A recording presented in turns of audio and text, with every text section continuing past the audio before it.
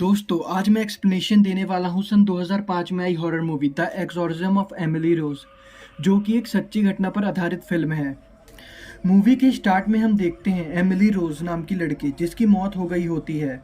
Doctor जांच के बाद उसके पापा को बताते हैं कि उसकी डेथ नेचुरल नहीं थी और पुलिस वाले वहां से फादर मोरे को एमिली के मर्डर के इल्जाम में ले जाते हैं, क्योंकि उसकी मौत एक भूत भगाने वाली रस्म जिसको एक्सॉर्सिज्म कहते हैं वो करते हुए हुई थी और उसका एक्सॉर्सिज्म फादर मोरे ही कर रहे थे।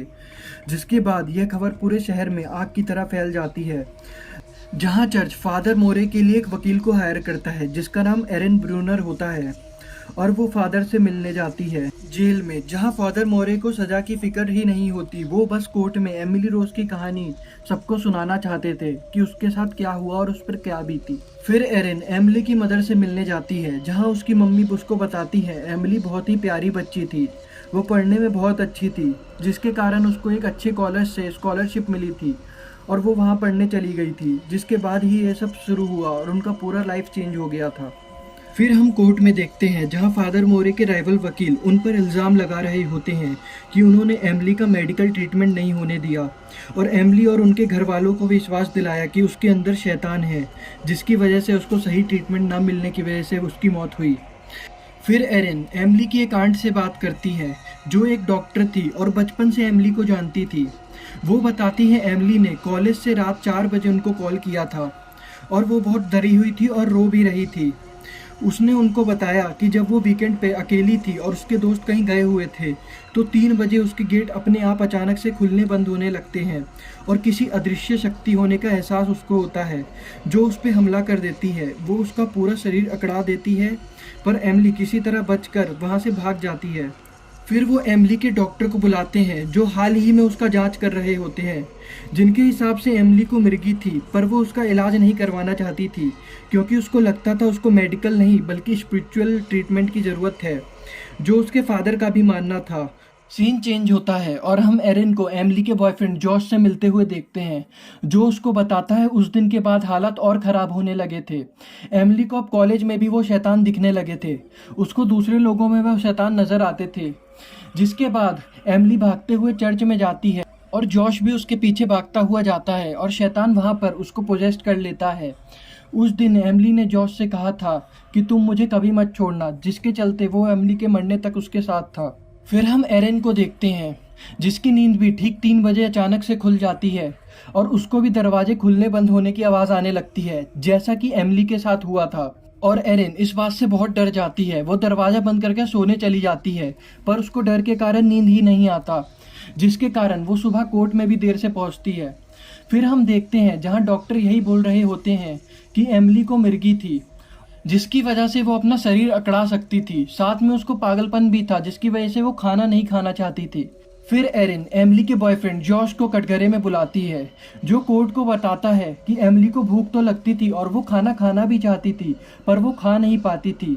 वो उसको बोलती थी कि वो लोग उसको खाने नहीं देते हैं और उसको अकेले बहुत डर भी लगता था, जिसके कारण जॉश उसको अपने घर ले आया था। जहाँ 3 बजे जॉश की आंख अपने आप खुल जाती है और वो देखता है एमिली उसके पास नहीं है बल्कि वो बहुत अजीब तरीके से अपना शरीर अकड़ाकर ज़मीन पर पड़ी हुई थी। जिसके बाद जॉश भी काफ़ी डर गया होता है और वो रात में ही एमिली को उसके घर ले जाता है। फिर सीन चेंज होता है और हम एमिली की बहन को देखते हैं जो कि उसको देखने जाती है और वो देखती है कि एमिली वहाँ कीड़े खा रही होती है और वो बहुत ही एग्रेसिव होकर अजीब हरकत करने लगती है। वो अपना नाखून दीवार पर मारने लगती है। इसी के बाद एमिली के फादर ने फादर मोरे को वहाँ बुलाया था और वो फादर मोरे से ऐसी लैंग्वेज में बात करती है जो उसने कभी सीखी ही नहीं थी या उसके बारे में कभी पढ़ा ही नहीं था और अजीब सी हरकत करके बेहोश हो जाती है। फिर एरन कोर्ट में एक ऐसी औरत को बुलाती है जो साइंस के साथ साथ स्पिरिचुअल नॉलेज की भी अच्छी समझ रखती थी, जो बताती है एमिली एक भावुक लड़की थी जिसकी वजह से हो सकता है कि डेविल ने उस पर हमला करके उसको पोजेस्ट कर लिया हो। फिर एरन को कहीं से पता लगता है कि उस रात एक्सॉर्सिज्म करते हुए फादर मोरे के साथ एक डॉक्टर भी थे जो पूरे एक्सॉर्सिज्म में उनके साथ थे।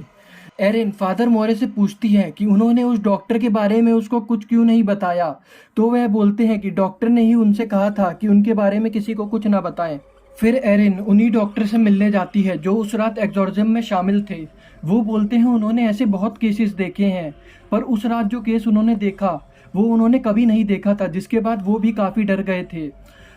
उनके हिसाब से जो एमिली उन्होंने उस रात देखी थी वो कोई इंसान हो ही नहीं सकता था, वो साफ साफ एक शैतान था। जहाँ पर वो उसको एक टेप रिकॉर्डर भी देते हैं और बोलते हैं उस रात का पूरा एक्सोर्सिज्म इसमें रिकॉर्ड है कि उस रात क्या क्या हुआ था। फिर एरिन खुश होकर वापस से फादर मोरे के पास जाती है और कहती है अब आप बिल्कुल बच सकते हैं, हमारे पास उस रात का चश्मदीद गवाह है पूरे एक्सोर्सिज्म का। पर फादर मोरे एक ही बात रट रहे होते हैं कि उनकी गवाही का वक्त कब आएगा, जब वो कोर्ट में एमिली की कहानी पूरे दुनिया को सुनाएंगे। फिर एरिन डॉक्टर मोरे को विश्वास दिलाती है कि वो उनकी गवाही जल्द ही कोर्ट में सबको सुनाएगी। फिर सीन चेंज होता है और हम एरिन को देखते हैं जिसकी रात में आँख फिर 3 बजे खुल गई होती है, क्योंकि उसको कहीं से डरावनी आवाज़ आ रही होती है। वो जाकर देखती है तो वो आवाज़ टेप रिकॉर्डर में से आ रही होती है, जो कि उसको डॉक्टर ने दिया होता है उस रात एक्सोर्सिज्म का। और अब कहीं ना कहीं एरिन भी डेमोनिक शक्ति के होने का विश्वास करने लगी थी। और सीन फिर से कोर्ट पे शिफ्ट होता है, जहां हम फादर मोरे को कटघरे में देखते हैं, जो कोर्ट को बता रहे होते हैं कि 3 बजे का टाइम शैतान का टाइम होता है। ऐसा करके वो भगवान का मजाक उड़ाते हैं, क्योंकि दिन के 3 बजे का टाइम भगवान का टाइम होता है। फिर एरिन फादर मोरे को वो टेप चलाने को बोलती है, जिसमें हम देखते हैं कि उस रात को एमिली को बेड से बांधकर वो उसका एक्सोर्सिज्म स्टार्ट करते हैं, जिसमें वो ये भी बताते हैं कि एमिली ने ही उनको एक्सोर्सिज्म करने की परमिशन दी है।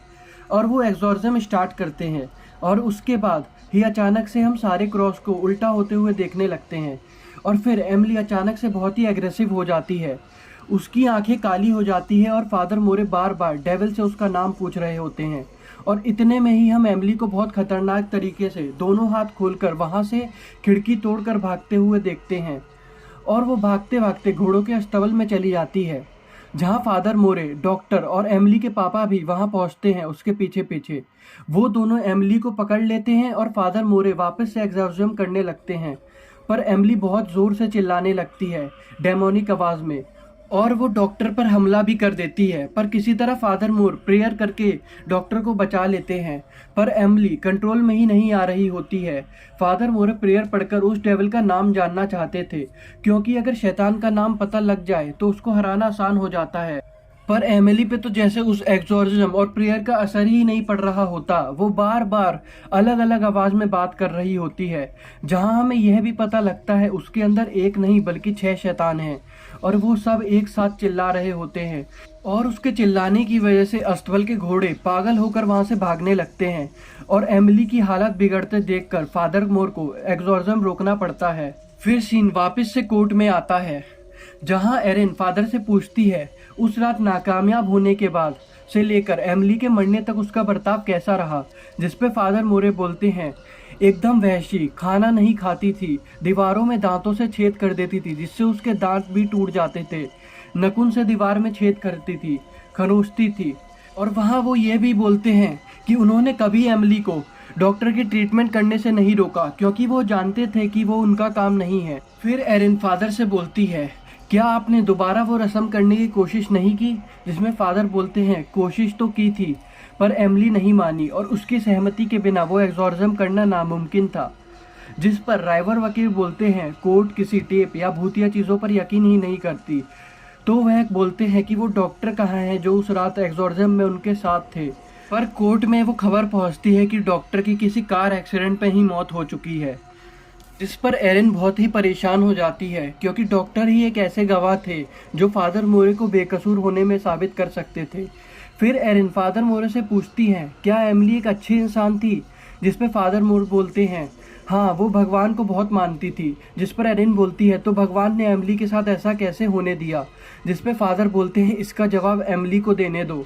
और वो एमिली के लिखा हुआ एक लेटर पढ़ते हैं जो एमिली ने एक्सोर्सिज्म वाली रात के अगली सुबह लिखा होता है, जिसमें वो बोलती है कल रात फादर मोरे ने 6 शैतान को मेरे शरीर से निकालने की कोशिश की पर वो नहीं निकाल पाए और वो नाकामयाब रहे। जिस पे वो बोलती है कि रस्म के बाद वो अपने कमरे में गई और वहाँ जाते ही उसको नींद आ गई, और जब वो उसकी आँख खुली तो ऐसा लगा कि कोई उसको बुला रहा था। जब वो वहाँ गई तो वहाँ खुले मैदान में मदर मैरी ने उससे बात की और एमिली ने उनसे पूछा, मुझे ही क्यों इतनी तकलीफ मिली और मुझे शैतान ने मुक्त क्यों नहीं होने दिया। जिस पर मदर मैरी बोलती है, वो शैतान वहीं रहेंगे जहाँ वो हैं, मतलब उसके शरीर में। पर तुम चाहो तो तुम अपना शरीर छोड़कर मेरे साथ आ सकती हो या फिर यही भुगतो, फैसला तुम्हारा है।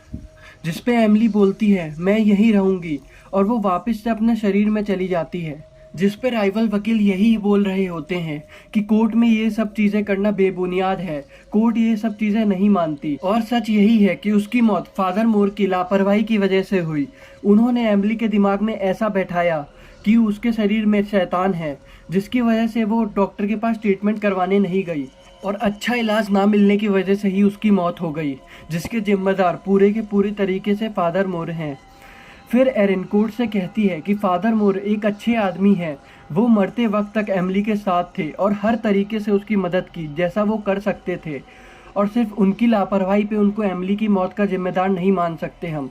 जिस पर कोर्ट एरिन की बातों पर ध्यान देती है और कोर्ट को फादर मोर के खिलाफ ऐसा कुछ सबूत भी नहीं मिला होता कि उन्होंने एमिली को मारा हो, जिसकी वजह से वो फादर मोर को बाइज्जत बरी कर देते हैं और रिहा कर देते हैं। जिसके बाद हम देखते हैं फादर मोर और एरिन एक दूसरे के गले लगते हैं और इसी के साथ मूवी यहीं ख़त्म हो जाती है। तो दोस्तों, ये था explanation the exorcism of Emily Rose, जो कि एक सच्ची घटना पर आधारित है, जिसकी मूवी में लास्ट में हमें ये भी नहीं पता लगता कि एमिली की मौत कैसे हुई, पर लोगों का मानना यही था कि डेविल ने उसको मारा है।